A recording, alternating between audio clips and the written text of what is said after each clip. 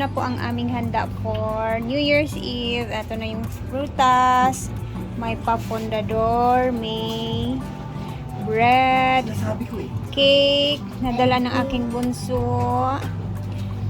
Ito naman, may isda, may chicken na sinugba or inihaw, may bola-bola, at may ham sa gilid, may prosperity ball, pansit gisado, shrimp tempura, sweets naman, ayan, cake, meron din kaming mango float, tsaka buko salad. So, ito yung itsura ng aming mesa ngayon. Wow! Happy New Year sa lahat!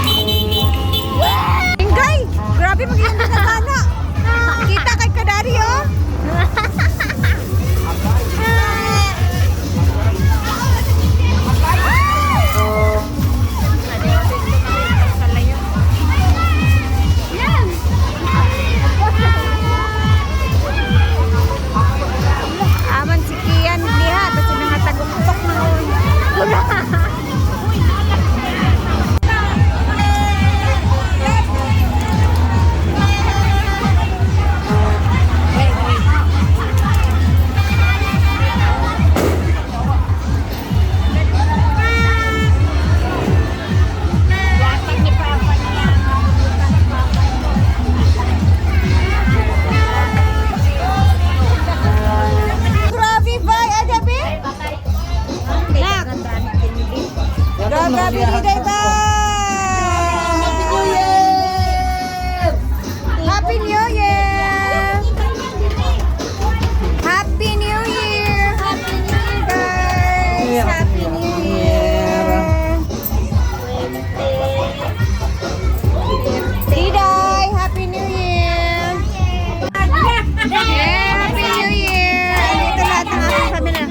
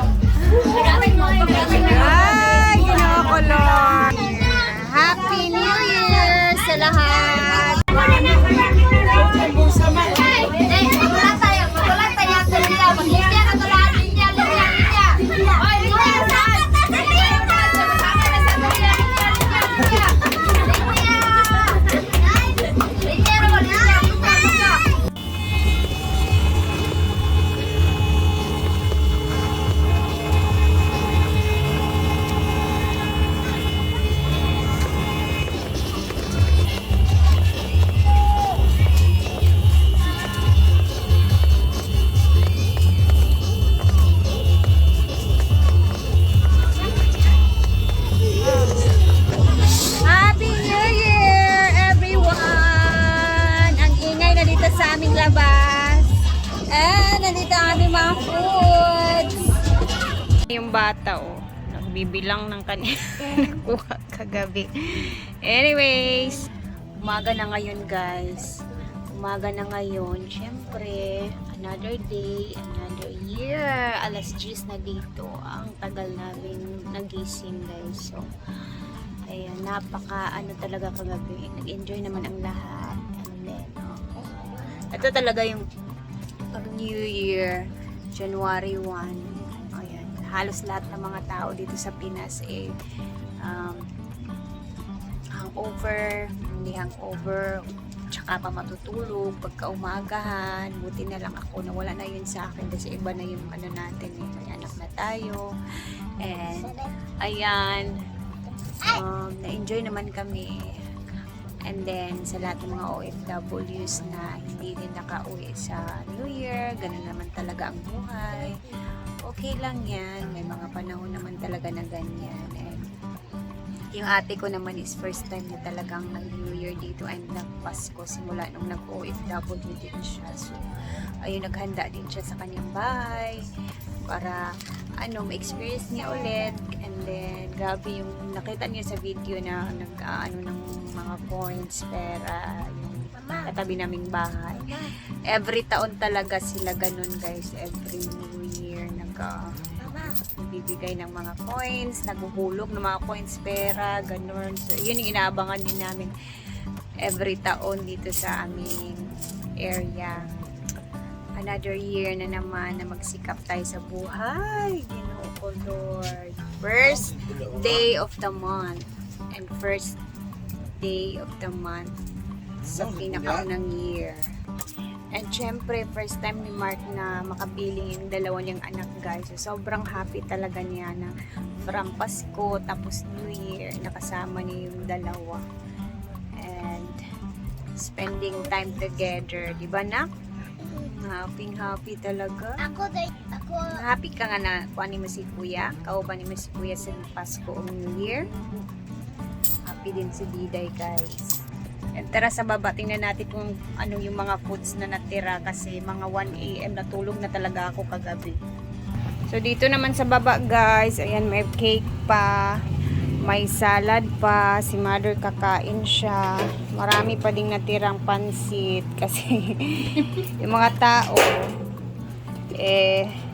na-enjoy na talaga. Ito, iinitin namin to papananghalian tsaka hapunan mamaya. Si Manoy nangayo?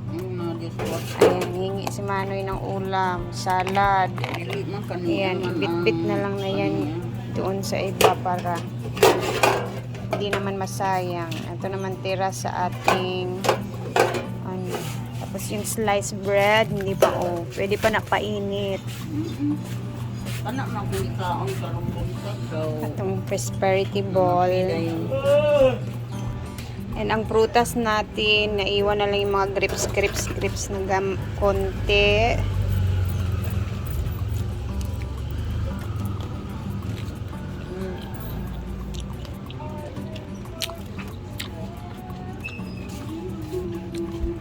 Babalot si mama kasi bibit-bitin yan yung kuya sa kanila.